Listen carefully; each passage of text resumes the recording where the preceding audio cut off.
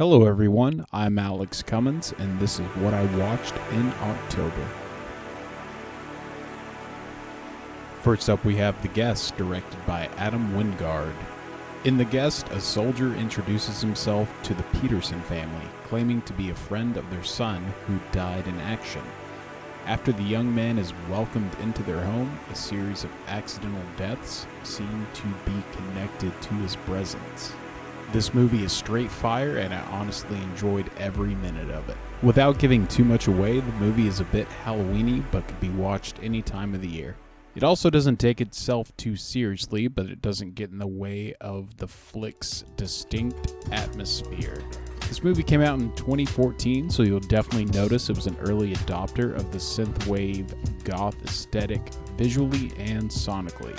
This aesthetic has become much more popular in the mainstream with shows such as Stranger Things, and I'm pretty sure Stranger Things even uses the same font for their title as The Guest. Anyway, be sure to check this one out. I think it's best if you go into this movie not knowing a whole lot about it, but I will give you a hint about the plot. Think Michael Myers if he didn't wear a mask and was super charming and good looking.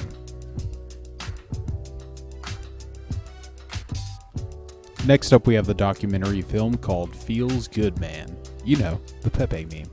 This movie follows the story of artist Matt Fury, creator of the comic character Pepe the Frog. He begins an uphill battle to take back his iconic cartoon image from those who used it for their own purposes. This was a very thought-provoking picture of what happens to information on the internet without being too preachy. The interviews range from leaders of the Southern Poverty Law Center to 4chaners that live in their mom's basement. The documentary covers a wide variety of subjects, so I can't get into them too much. It's best to watch the movie and let it speak for itself. Bone Tomahawk is a Western horror movie starring Kurt Russell. In the dying days of the Old West, an elderly sheriff and his posse set out to rescue their town's doctor from troglodytes. I've always enjoyed westerns and believe that the Wild West universe has infinite potential for storylines, but this one is truly unique. I hate to keep saying this, but once again, it's best to go into this movie knowing nothing. One thing you will know going into it is that it is a good movie, and it's also not rated, so be ready to see some shit. All of the actors have great performances in this movie, and I like the characters a lot. They do a good job of showing that this little community really cares about each other, and that there is a greater goal in their mission than just their own lives. Another movie I watched in October is Lost Highway, directed by the master, David Lynch. David Lynch is a polarizing director. It seems like moviegoers either absolutely hate his movies and think he's far too pretentious, or they believe he's one of the greatest directors of all time and the haters just don't get it. I lean more toward the he's one of the best directors ever camp, but come on, it's possible to get his movies and not really be a fan. Anyway, this is one of his movies that I've never seen before, and god damn, this shit was wild.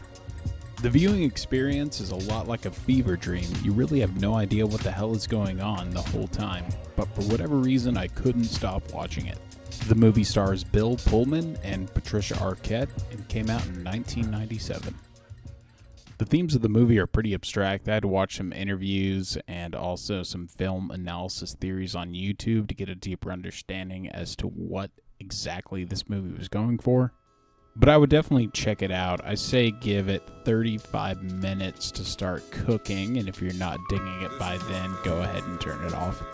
Also, check out David Lynch's music. It's hilarious. I went down to the football game. Went down to the football game. Keeping up with the John Carpenter theme from last month, I watched Escape from New York. You might have seen bits and pieces of this movie on TNT when I was a kid, but I really don't remember anything about it, so this is my first time actually watching it. The movie stars Kurt Russell, who plays a former Special Forces soldier who's convicted of a bank robbery. and has to save the President of the United States from a terrorist group in Manhattan, in a world where the entire island has been turned into a dystopian prison. Escape from New York is not exactly action-packed, even though it takes place in a hostile environment. It's more of an atmospheric hangout movie, and that's what I really liked about it. The set design, the music, the costumes. Now I know where the inspiration comes from for Solid Snake. I also thought the ending was very fitting, and will definitely be revisiting this movie soon.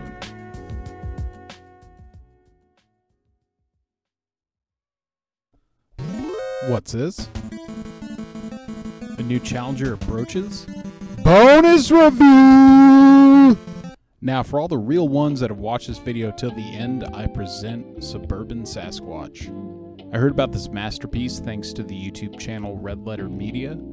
Those guys rule, and I recommend checking out their channel if you're unfamiliar with it. This is a classic It's So Bad It's Good movie, right up there with Birdemic and The Room. The story follows a string of mysterious deaths in a developing suburb, an aspiring writer following the crimes, and a young Native American woman who's definitely Mexican hunting Sasquatch. The script is completely juvenile. It almost feels like it was made to be intentionally bad, but the director is totally serious. The production company is based out of Pennsylvania, so all the actors sound like the cast of Viva La Bam, which I really enjoyed. If you're looking for a good laugh and a gem for life, check this one out. Thank you all for watching. If you enjoyed this video and would like more content, please like and subscribe to this channel. This has been what I watched in October. I plan on dropping these every month, and I will see you guys in December. World peace.